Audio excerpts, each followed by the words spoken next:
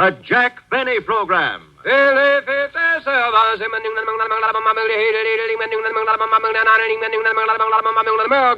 For your own real deep-down smoking enjoyment, remember... LSMFT. Lucky Strike means fine tobacco. And fine tobacco is what counts in a cigarette. Year after year, at auction after auction, independent tobacco experts, auctioneers, buyers, and warehousemen can see the makers of Lucky Strike consistently select and buy that fine, that light, that naturally mild tobacco. Fine, light, naturally mild tobacco. Yes, Lucky Strike means fine tobacco. And in a cigarette, it's the tobacco that counts. So for your own real deep-down smoking enjoyment, smoke that smoke of fine tobacco, Lucky Strike. So round, so firm, so fully packed, so free and easy on the draw. At 59, American.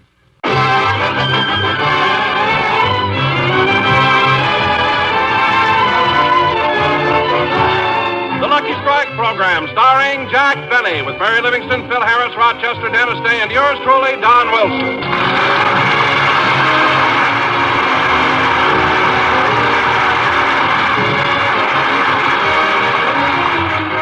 Gentlemen, as you all know, in the Rose Bowl game on New Year's Day, Illinois upset the dope. And here he is, and he's still upset, Jack Benny.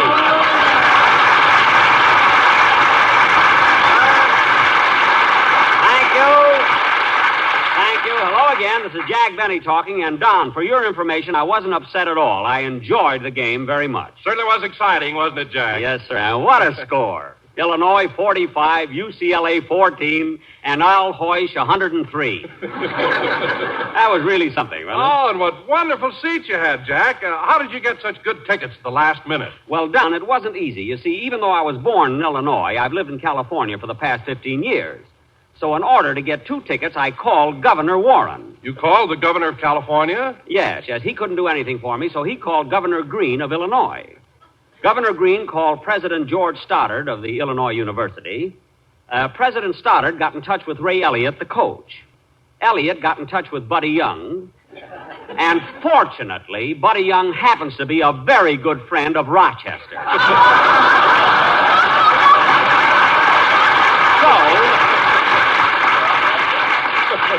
So through Rochester, I not only got 2 seats on the 50-yard line, but I also got a sure thing in the 4th race at Santa Anita. Say, Don, who were you rooting for at the game? Well, Jack, I didn't want to show any partiality, so I got a seat on the UCLA side and a seat on the Illinois side. Well, Don, how could you possibly sit on both sides of the... Oh, of course.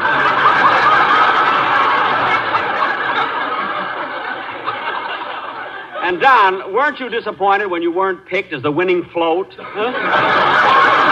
Well, better luck next year. Hiya, Jackson. Hello, Phil. Phil, get your band ready and...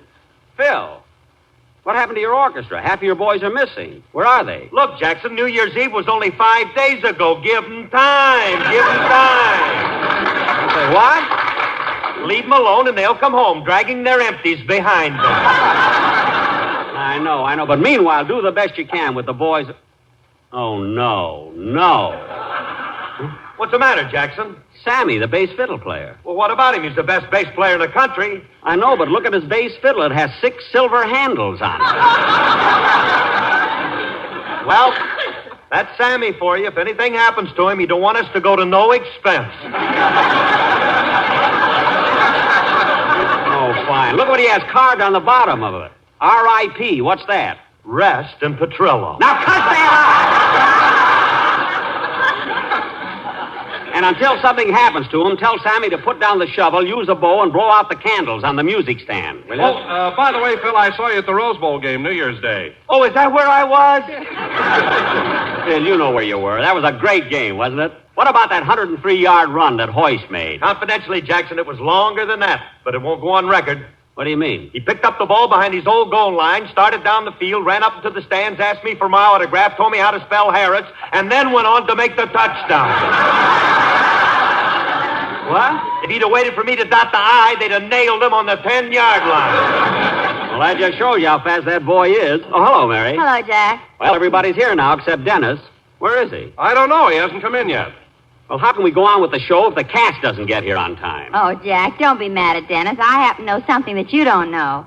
Don't tell me he has 3 shows. No, Jack, it isn't that. It's something you won't believe.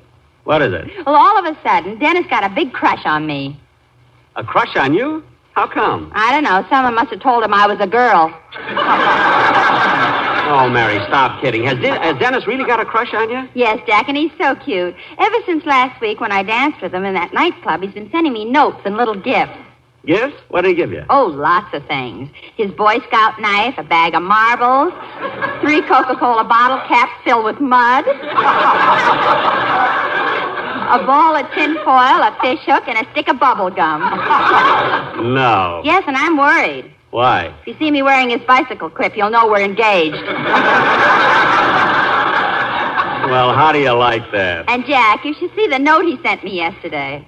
Dennis sent you a note? Yeah, wait a minute. I'll read it to you. Oh, it's so sweet. My darling Mary, I hope you won't think I'm silly, but I keep your picture on the wall of my bedroom.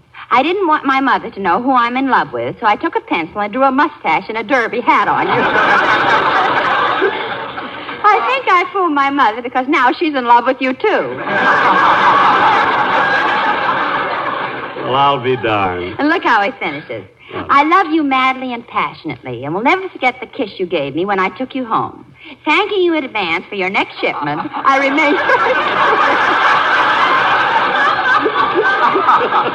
remain yours truly, Dennis Day. Well, that's the cutest letter I've ever heard. Let's see that.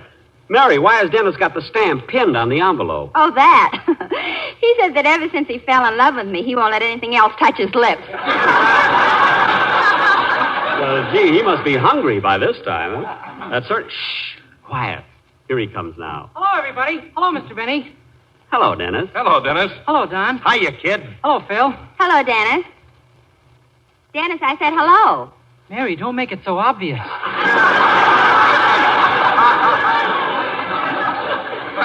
Obvious. All I said was hello. I know, but look how you're trembling. Dennis, you're imagining things. She's not trembling. What are you trying to do, break us up?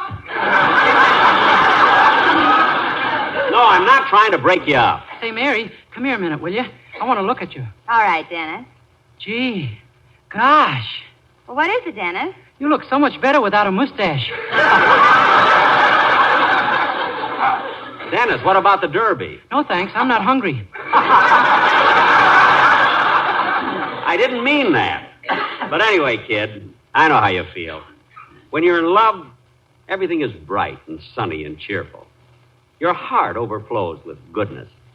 You feel nice towards everybody. Say, Jackson, did you hear about Fred Allen being voted the best comedian on the air?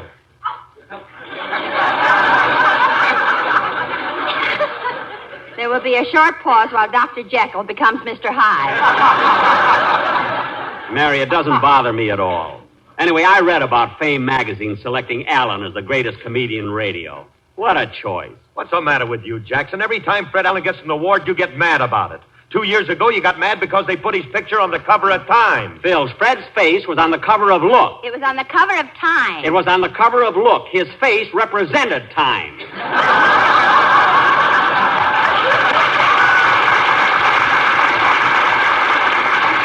That burns me up. All right. So he's not as pretty as I am. But you've got to admit he's got a great radio show. Some great show. Comes on and jabbers for a few minutes, then he calls, Portland, Portland, Portland, Portland. For the first 4 years, people thought he was a conductor on a Greyhound bus. Come on, Dennis, let's have your song. Okay.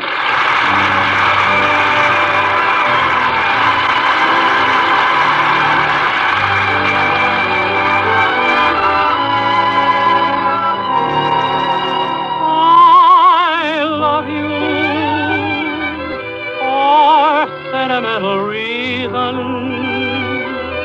I hope you do believe me. I'll give you my heart.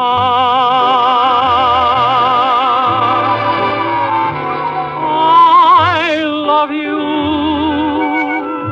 and you alone were meant for me. Please give your loving heart to me and say we'll never part.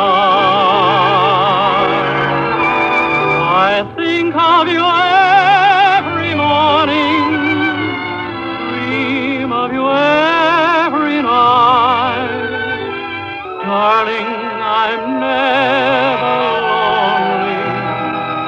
Whenever you're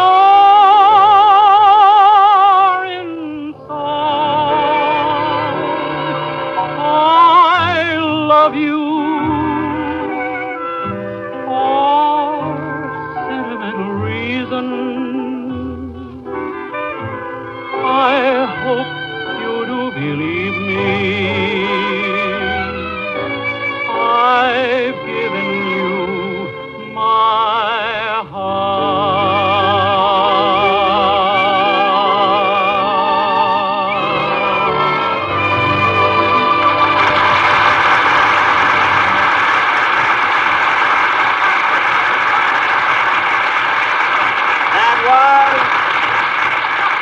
That was I Love You for Sentimental Reasons, sung by Dennis Day. And very good, Dennis. Yes, Dennis, I've never heard you sing so well.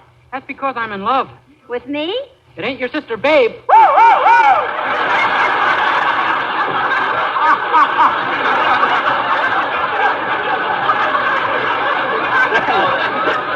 Dennis, behave yourself.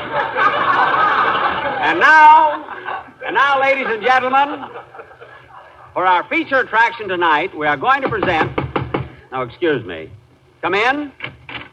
Well, Mr. Kitzel, what are you doing here? Pardon the intrusion, Mr. Benny, but I came over to thank you for the Christmas present you sent me and to wish you a Happy New Year. Well, the same to you, Mr. Kitzel. So you like the sweater I sent you, eh? I have never in my life owned such a beautiful slopover. No, Mr. Kitzel, you mean slipover. Slopover, on me it's too big. Oh, I'm sorry. Well, why didn't you return it? Well, I like it that way because it makes me look like a hep cat. A hep cat? Hey, Baba Riba, zip-a-dee-doo, yeah. Hey, Baba Riba. Hey, Baba Riba. I know.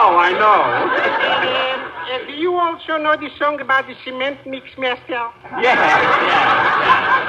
And Mr. Kitzel, I'm glad my present suited you so well. Yes, I liked it so much I started knitting a pair of stockings to match the sweater. You did? Yeah. But a funny thing happened. While I was sitting in the rocking chair, my wife came in and saw me knitting. Uh-huh. She got all excited and thought we was going to have another baby.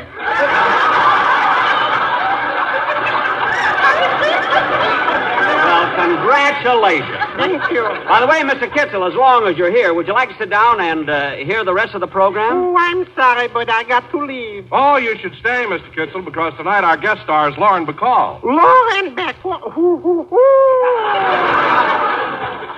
what? Who's going? I'm going to stay. Oh, good. But,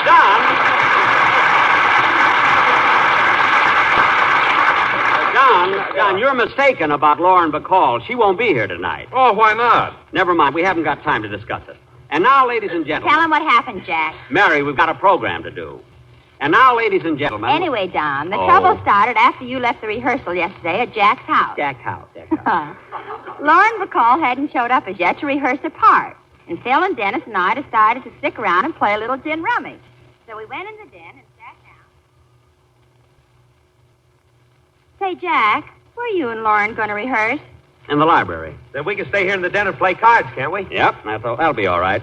Rochester, will you bring in a deck of cards, please? Yes, sir. What kind shall I bring? The red backs or the blue backs? Oh, it doesn't make any difference. Yes, it does. The reds are 40 cents, the blues are 50. Bring them a deck of cards. They won't quibble about the price. Now, come on, Rochester. I want you to go in the library with me and help me get things ready. Yes, sir.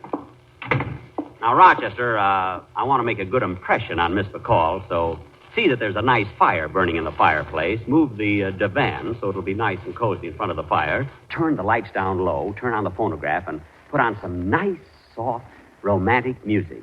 Want me to burn some incense and fan you with a palm leaf? That won't be necessary. Now, let's see. I think these horn-rimmed glasses make me look a little too old. I guess I'll take them off. Uh-oh, boss. I wouldn't do that if I were you. Remember what happened the time Miss Ann Sheridan came over to rehearse with you and you took off your glasses? Oh, nothing happened. When Miss Sheridan came in, you rushed over to where you thought you saw her, put your arms around the bridge lamp, kissed the parrot, and said, "Why, Annie, you bit me." That's because it was dark. Now, let's see. Oh, that must be Miss Bacall now. Rochester, you answer the door. I want to sit down and make myself look alluring. I mean, relaxed. There, how do I look? Fine, boss, but aren't you overdoing it with that rose in your teeth? Rochester. What are you laughing at? Ramona Benny. The rose is for my lapel. Oh, answer the door. Yes, sir. Is Mr. Benny at home? Yes, come right in, Miss Bacall.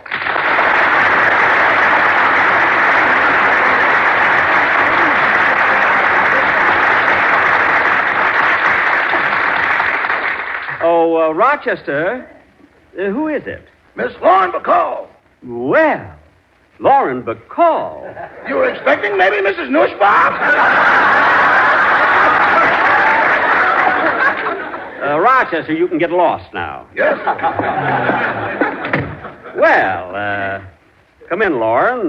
This is in flesh a deeder. I mean, indeed, a pleasure. Make yourself comfortable. Sit down. No, thanks. I'll just lean here against the door.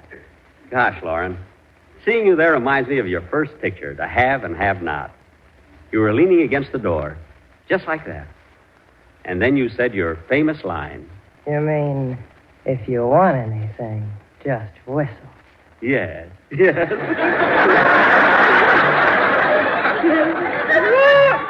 Well, Lauren, shall we start rehearsing? No hurry. You got a cigarette? A cigarette? Yes. Here you are. Thanks. Match? You know, Lauren, that cigarette I gave you is a Lucky Strike. I know, and it's my favorite brand, too. Really? Yes. They're so round, so firm, so fully packed. So free and easy on the draw. Gee, Effie Boone never sounded like that.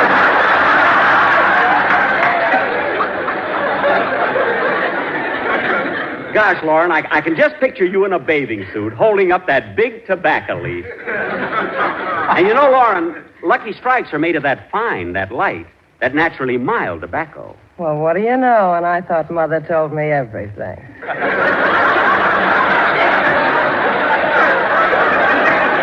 Well, live and learn. You must have learned a lot. Yes. Well, now let's start rehearsing. Here's your script.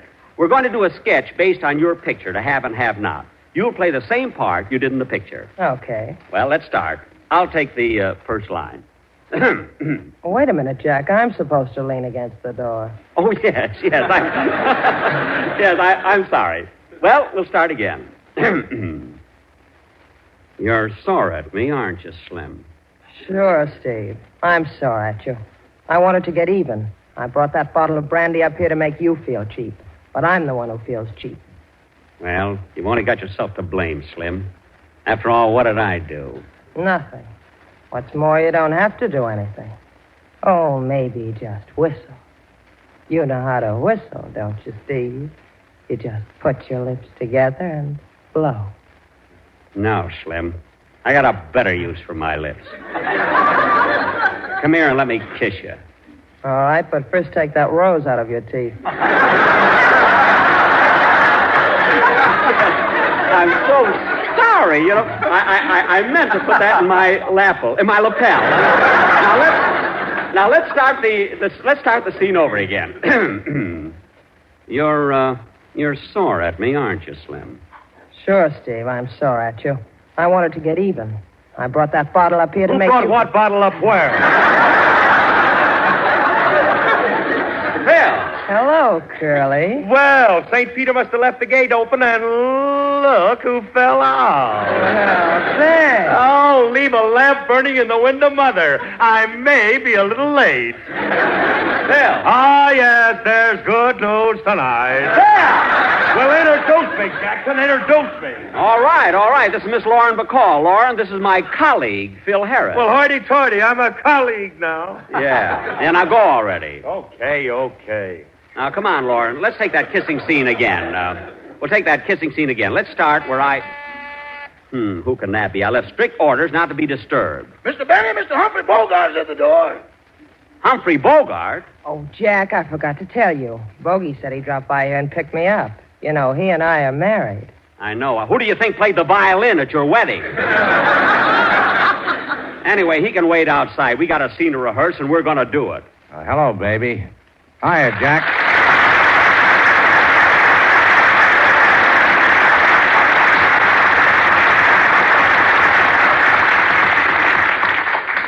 Look, Humphrey, we're right in the middle of the rehearsal. Oh, that's all right, Jack. Go right ahead. We won't be long, honey. That's all right, baby.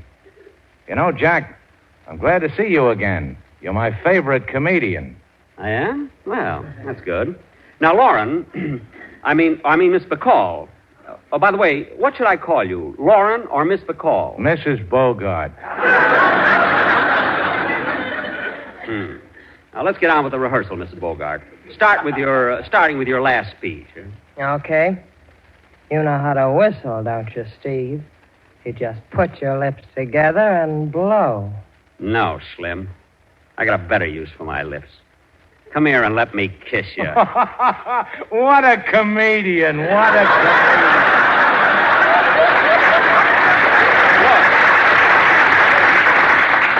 Look, Humphrey, I'm trying to... Mr. Benny, there's a telephone call for you. Oh. Well, pardon me a minute, folks. I'll be right back. How's it going, baby? Oh, brother. Yeah, I thought so. Say, baby, I want you to do something. What is it? When you get to kiss him, just put one arm around him and run your other hand through his hair. Why? I want to find out if he really wears one.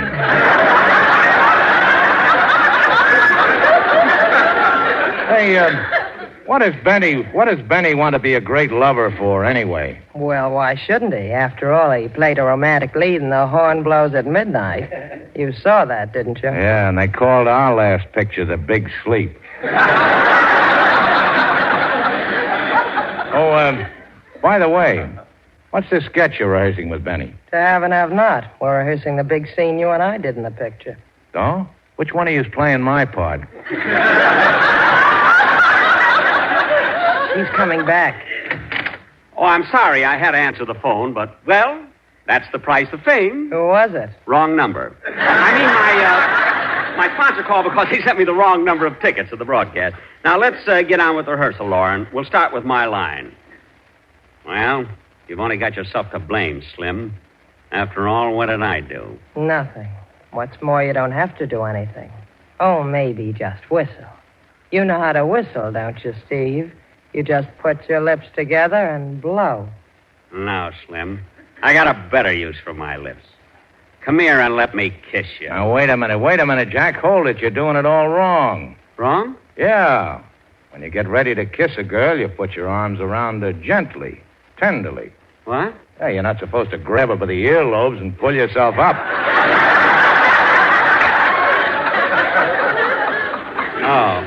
Oh, I see. And now watch me.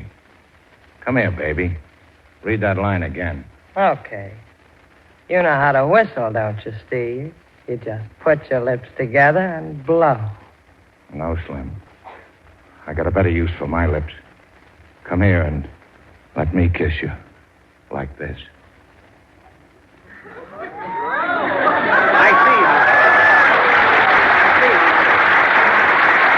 Humphrey, I get the idea. That's enough, Humphrey. Look, you can do that at home. Look. Humphrey, I'm paying her by the hour. Stop! I'm supposed to do that.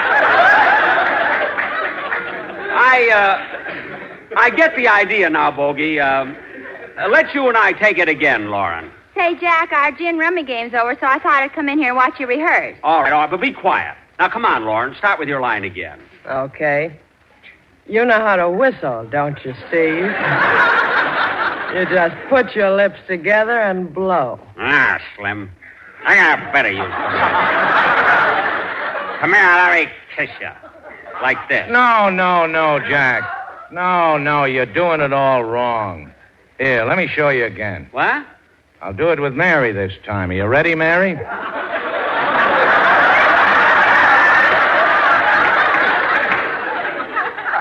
Am I ready? I was puckered up when I walked in here. But look, Mary isn't even... Come on, Mary. You take baby's line. Okay.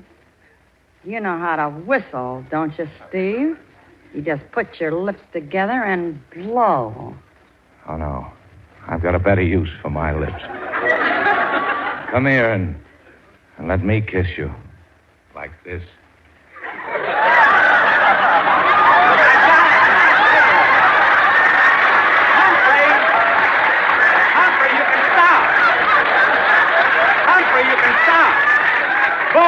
Bogey, wait a minute. Wait a minute.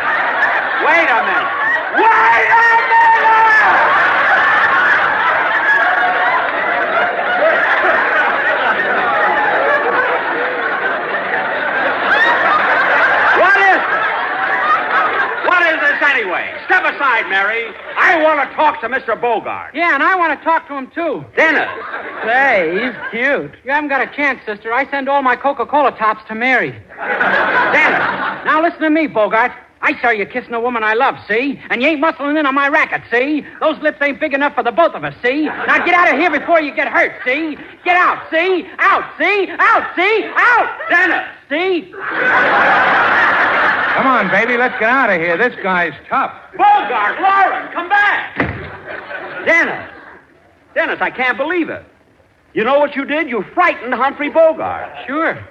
Dennis, what's that you got in your hand? A picture of my mother. Oh, no wonder. God, now Lauren will never be on my program. Jack will be back in just a minute, but first here's my good friend, Mr. L.A. Speed Riggs.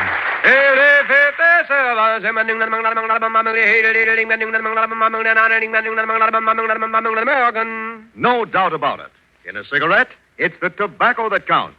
And year in, year out, consistently, Lucky Strike means fine tobacco. Here's a tip from a man with a lifetime of tobacco experience. Mr. James Monroe Ball of Winston-Salem, North Carolina, an independent tobacco auctioneer for the past 31 years. Mr. Ball said, I speak as an eyewitness when I say that season after season, I've seen the makers of Lucky Strike buy fine, ripe, mellow leaf. That good kind of tobacco that makes a swell smoke. I've smoked Lucky's myself for 29 years. Remember, at auction after auction, independent tobacco experts like Mr. Ball can see the makers of Lucky Strike consistently select and buy that fine, that light, that naturally mild tobacco. Fine, light, naturally mild tobacco. Real Lucky Strike tobacco, yes? LSMFT. Lucky Strike means fine tobacco. And this fine Lucky Strike tobacco means real deep-down smoking enjoyment for you. So smoke that smoke of fine tobacco, Lucky Strike. So round, so firm, so fully packed, so free and easy on the draw. Ladies and gentlemen, I want to thank Lauren Bacall and Humphrey Bogart for appearing on my program tonight. They can currently be seen in their Warner Brothers picture, The Big Sleep. Well, I better rush home now. Oh, taxi, taxi. Oh, taxi. Oh, doorman, get me a taxi, will you? Look, Bud, if you want a taxi, just whistle. What? You know how to whistle, don't you? Just put your lips together and blow. Oh, yes, yes. Well, what do you know? It works.